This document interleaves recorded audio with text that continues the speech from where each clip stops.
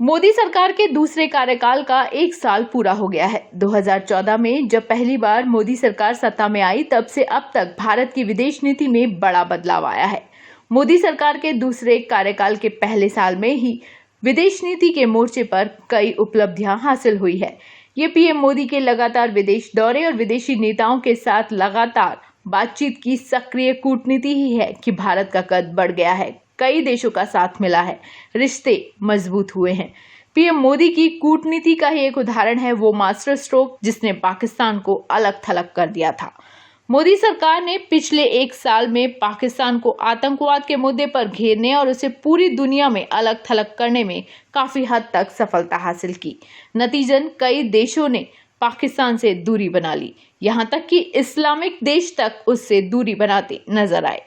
बताते हैं आपको मोदी सरकार के दूसरे कार्यकाल के पहले एक साल में उनके फैसले और उनकी उपलब्धियों के बारे में।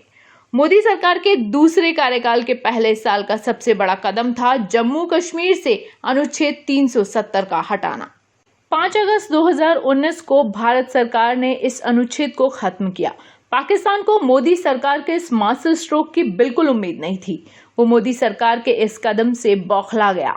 पाकिस्तान के पीएम इमरान खान की स्थिति तो खिसियानी बिल्ली खंबा नोचे जैसी हो गई।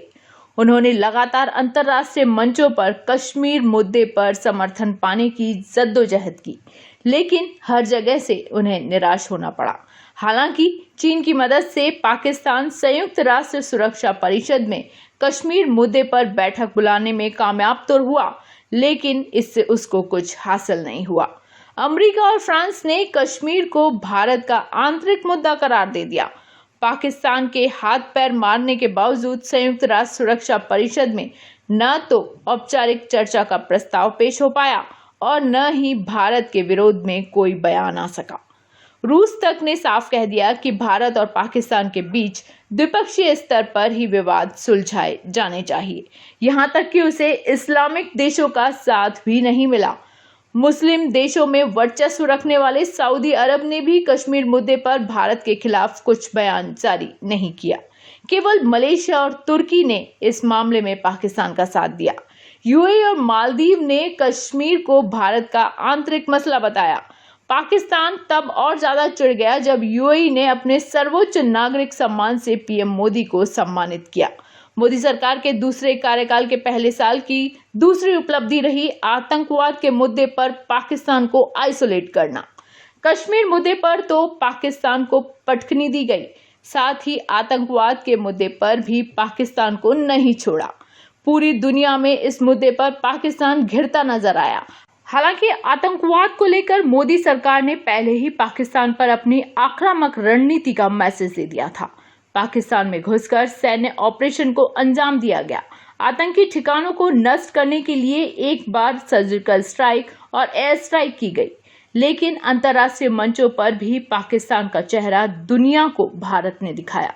एफएटीएफ की ग्रे लिस्ट में पाकिस्तान पहले से ही है और अभी किसी तरह से ब्लैकलिस्ट होने से बचा हुआ है, लेकिन एफएटीएफ की तलवार अब भी उस पर लटकी हुई है।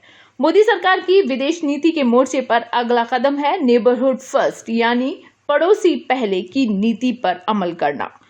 दोबारा पीएम बनते ही पीएम मोदी ने अपना पहला विदेशी दौरा मालदीव में किया। उसके बाद श्रीलंका गए, भूटान गए, म्यांमार, अफगानिस्तान, बांग्लादेश का दौरा कर रिश्तों को नए आयाम दिए। चौथा कदम है अमेरिका के साथ भारत के संबंधों को नई ऊंचाई मिली। पीएम मोदी के इस दूसरे कार्यकाल में अमेरिका के साथ भारत के रिश्तों में नयापन देखने को मिला।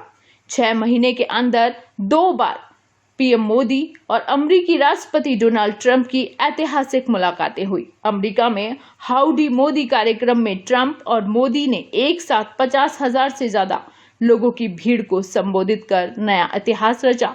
तो अहमदाबाद में नमस्ते ट्रंप कार्यक्रम में अमेरिकी राष्ट्रपति की अगुवाई में जुटी लाखों की भीड़ से ट्रंप गदगद हो गए।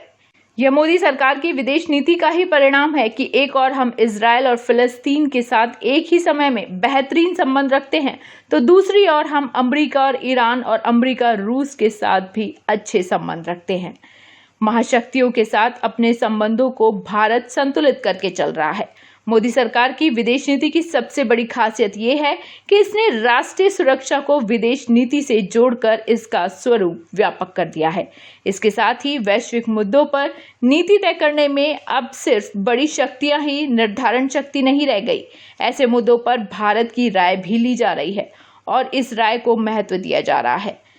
खुले शब्दों में कहें तो वैश्विक मुद्दों को तय करने में भारत की भूमिका भी अब अहम हो गई है।